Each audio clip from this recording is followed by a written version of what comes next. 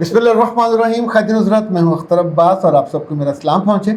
अब बहनों से बहुत से लोगों को गिले हैं, पर कुछ बहनें बहुत अच्छी होती हैं। पिछले दिनों हमारी एक पुरानी सुनने वाली खातून हैं, वो अपने बेटे के साथ तशरीफ़ लाई। उनका मसला अपना नहीं था, उनका मसला उनके भाई का था। उन्होंने बताया कि उनके भाई इंजीनियर हैं, एक बहुत अच्छी सोसाइटी में रहते हैं और दो उनकी बेगमात हैं, और दोनों बेगमात ने अपने मियाँ को मौत के दहाने तक पहुंचा दिया, कब्र के दहाने तक पहुंचा दिया। वैसे मुहावरा जो है वो मौत के मुंह तक है और कब्र के दहाने तक है।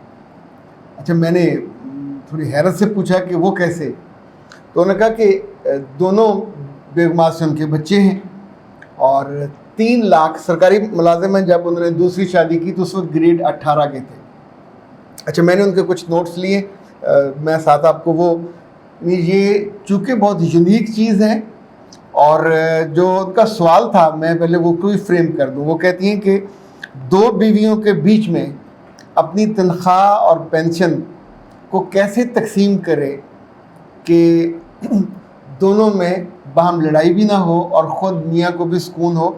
इनके भाई को ब्रेन हेमरेज हो गया है, यानी एक बीवी की बदतमीज़ी बदतहज़ीबी हद से ज़्यादा हो गई, उसके बच्चे भी उनके साथ। वो कहते हैं कि वो जब उनकी शादी हुई दूसरी, तो पहली से उनके 4 बच्चे थे, दूसरी से उनके 3 बच्चे हैं और दोनों बीवियों के पास घर है।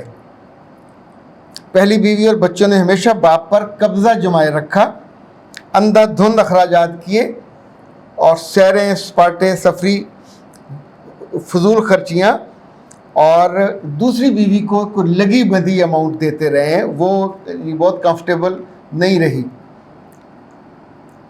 अच्छा, इस साल उनको दूसरी दफ़ा ब्रेन हेमरेज हुआ और वो अपने बच्चों की बेइतनाई और बीवी की बदतमीज़ी की वजह से, जो पहली वाली है। अभी ये हुआ कि पहली वाली ने मियाँ को संभालने से इनकार कर दिया कि वो ज़ाहिर है साहिब फराश है, फालिज भी हो गया और ज़हनी तौर पर बंदा कमज़ोर हो जाता है, तो सफाई सुथराई का मसला तो पहली ने कहा मैं तो नहीं करती।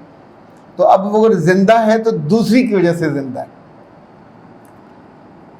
पहली ने और उसके बच्चों ने जबरन हमारे भाई से ATM कार्ड छीन लिया। 2 गाड़ियाँ थीं, दोनों उनसे चाबियाँ उनके पास हैं, उन्होंने दोनों गाड़ियाँ बेच दी हैं। घर में 2 मोटरसाइकिल थे, वो भी बेच दिए। हॉस्पिटल भी नहीं गए, इलाज भी दूसरी बीवी ने कराया। गुज़श्ता चंद माह से उनके अकाउंट में जितने पैसे थे पहली बीवी और बच्चों ने सब निकाल के खर्च कर लिए। ओके, अब जबकि दूसरी बीवी, बच्चे और रिश्तेदार बहुत परेशान हैं, तो उन्होंने मेरे पास भेजा कि उन्हें किस तौर पे तकसीम करना चाहिए और इस परेशानी से कैसे निकलना चाहिए। इवन पहली बीवी दवाइयों के लिए पैसे देने पे तैयार नहीं है। तो मैंने उनसे 3-4 चीज़ें बताई। अल्लाह ना करे कभी किसी के साथ ऐसा हो, तो अब बिल्कुल मैं ब्लंटली आपको बता रहा हूँ हल, कि मर्द को कभी अपने हाथ कटवा के बीवी के हाथ में नहीं देने चाहिए। अभी इनको फौरी तौर पे जैसे भी कर सकते हैं, वो जो होती है बैंक की हेल्पलाइन, वहाँ कॉल करें या बैंक में कॉल करें। बैंक में अगर उनको दूसरी बीवी उठा के ले जाए बैंक में, तहरीरी रिक्वेस्ट करें। अपना कार्ड ब्लॉक करें जो ATM है। दूसरा जो उनका वो है चेकबुक, उसको भी ब्लॉक करें, नई इशू करवा लीजिए। अब अगर इंसाफ का तकाजा है तो वो ये होगा कि अगर 3 लाख तनख्वाह हैं तो 1 लाख पहली को दें, 1 लाख दूसरी को दें, 1 लाख अपने लिए रखें हर सूरत में। अच्छा, जब आप तंदुरुस्त होते हैं, आपकी हुक्मरानी होती है, तो पैसे का कोई बहुत मसला नहीं होता। पर जैसे आप कमज़ोर होते हैं जिस्मानी तौर पर, दिमागी तौर पर, माली तौर पर, तो सबसे ज़्यादा आजमाइश मर्द को सहनी पड़ती है। ये रोएंगे, आंसू निकलेंगे और उसका इजहार भी नहीं कर पाएंगे। जो 1 लाख इनके हो, वो उसकी अद्वियात भी आए, उसका फल आए। मैं इस हक़ में बहुत क्लैरिटी के साथ हूँ कि मर्द जब भी बीमार हो اور وہ افورڈ کر سکتا ہو تو ان پیسوں میں ایک اٹینڈنٹ اپنے لیے ہر صورت میں میل نرس رکھ لے. چونکہ دوسری بیوی، مرد کو اٹھانا واش روم لے جانا آسان کام نہیں ہوتا، اور اللہ نہ کرے اسے کپڑے گندے ہوتے ہوں، پیمپر لگانا یہ بیوی کے لیے بہت مشکل ہو جاتا. ظاہر ہے تھوڑا اگر محبت ہوگی تو کر لے گی، ورنہ گھن بھی آتی ہے. اور مرد کو سنبھالنا اتنا آسان نہیں ہے، اس لیے عام طور پہ لوگ دعا کرتے ہیں کہ اللہ تعالیٰ معذوری سے بچائے، لوگوں پہ ڈپینڈنسی سے بچائے، کیونکہ وہ جو خود مختاری سے اور ایک عزت نفس کے ساتھ انسان جیتا ہے اور چلتا پھرتا مر جاتا ہے. یہ بہت آئیڈیل صورت ہے. ہمیشہ دعا کرنی چاہیے کہ اللہ تعالیٰ کسی بیماری اور معذوری کے بنا جب دنیا سے جانے کا وقت ہو سجدے میں بندہ چلا جائے، سوتے میں چلا جائے. لیکن یہ والا جو معذور ہو کے دوسروں پہ آپ روتے ہیں جسم سے، ابھی اللہ معاف کرے یہ جو عائشہ خان صاحبہ تھی، وہ بیچاری ان کی کولے کی ہڈی ٹوٹی، nobody was there. یعنی جو پیسے تھے انہوں نے گھر ایک بیٹے کو دے دیا 4 کنال کا، دوسرے کو 2 کنال کا، بڑی گاڑی ان کے پاس تھی، لیکن آخر میں تو اس فلیٹ میں nobody was there. جب آپ ان بچوں کو، عورتوں کو پیسے دے دیتے ہیں نارملی ہمارے ہاں، پھر کنسرن نہیں رہتا. سو میں نے ان کو یہ بہت کلیئر مشورہ دیا کہ انہیں کہیں پینشن کے معاملے میں بھی بالکل یہ اصول رکھیں. یعنی پہلی عورت اور ان کے بچے، ان کی بے وفائی اور ان کی جو خود سری ہے وہ واضح ہو گئی ہے، تو لیٹ دم لیو. وہ گھر ان کے پاس ہے، گاڑیاں ان کے پاس تھیں، بیچ لیں، پیسے ان کے پاس ہی ہوں گے نا.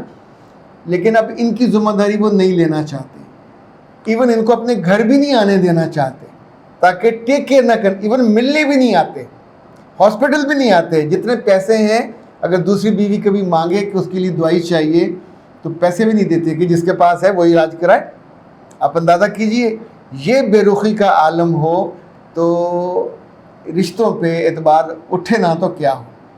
لیکن اس میں بہت زیادہ غلطی ان صاحب کی ہے، انہوں نے اپنی اس بیوی اور بچوں کو ان کی خود سری کو دیکھتے ہوئے اس کی حد روک نہیں لگائی، اور اب آخر میں وہ ان پہ حملہ آور ہوئے ہیں.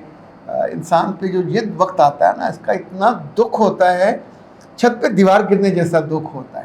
اور آپ سوچئے کہ ان کی بہن مجبور ہو کے آئیں کہ دوسری سے اب افورڈ نہیں ہو رہا ہوگا، اخراجات اس کے، میڈیسن اتنی زیادہ مہنگی آتی ہے، تھیراپی ہوگی وغیرہ وغیرہ. بہت سی عورتیں صرف اچھے دنوں کے رشتے ہوتی ہیں، بہت بری بات ہے. وفات آپ کو، جس مرد کو آپ نے ساری عمر کھایا ہو، چوسا ہو، اس کے نچوڑا ہو لیمو کی طرح، اس کی دولت پہ آپ نے بے بہا فیض پایا ہو. ابھی ظاہر ہے آخر میں وہ ریٹائر ہونے والا بھی ہوگا تو 20ویں گریڈ میں تو کم از کم ہوگا، پینشن بھی اچھی ہوگی. تو ہر صورت میں ایسے مرد کو یا ایسی عورت کو اللہ نہ کرے، کیونکہ دونوں میں سے جو بھی بیمار ہوگا انہیں ایک بڑا میجر حصہ اپنے لیے رکھنا چاہیے. جان ہے تو جان ہے، اپنے علاج میں میڈیسن چاہیے. جب بیمار ہو تو آپ کو فروٹ زیادہ چاہیے ہوتا ہے، آپ کو سپلیمنٹ زیادہ چاہیے ہوتے ہیں، آپ کو اپنا اٹینڈنٹ چاہیے ہوگا. اسی طور پہ آپ کے جو مستقل ایک پیڈز کا خرچہ بڑھ جاتا ہے، بڑے پیڈز کا، تو اچھے خاصے وہ مہنگے ہوتے ہیں. اپنے بارے میں کبھی نہ کھانے کا، نہ میڈیسن کا، اور نہ کیئر کا، یعنی جو تھیراپیز کرنی ہے ان پہ خرچ آئے گا تو کرانی چاہیے. جو نہیں کراتے پھر ظاہر ہے زیادہ معذوری آ جاتی ہے. جب جسم میں ایک دفعہ 1-2 بیماریاں حملہ کر دیتی ہیں تو دھیرے دھیرے باقی جو جسم کے حصے ہیں وہ ہتھیار ڈالتے جاتے ہیں. مطلب یہ ایک بیماری جب دل کا دروازہ کھول کے اٹیک کر دیتی ہے تو پھر اسی فوج کے مختلف، کوئی گردوں پہ، کوئی مثانے پہ، کوئی آپ کے ذہن پہ، کوئی یادداشت پہ، کوئی آپ کی توانائی پہ کہیں نہ کہیں حملہ آور وہ ہوتے ہیں. اور اس کا پھر مقابلہ عام طور پہ مضبوط شخصیت کے ساتھ، اللہ سے دعا کے ساتھ اپنی پراپر کیئر، پراپر فیڈ کے ساتھ. اب ایک آدھ ڈاکٹر انہیں ریگولر چاہیے جو ان کو گھر وزٹ کرتا رہے. ظاہر ہے اس کی مہینے میں 2-4 دفعہ بھی کرے گا تو 5-10 ہزار تو اس کی فیس بھی ہوگی. تو اس لیے کبھی اپنی پینشن کو بھی دوسروں میں عقل مندی کے ساتھ بانٹیں.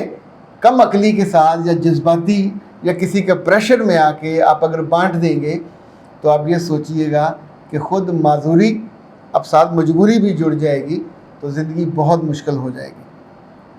اور یہ جو بچوں کی گستاخی ہے، بیوی کی گستاخی ہے، ظاہر یہ بہت زیادہ تکلیف دہ، اللہ نہ کرے کسی اور پہ اس طرح کا معاملہ ہو.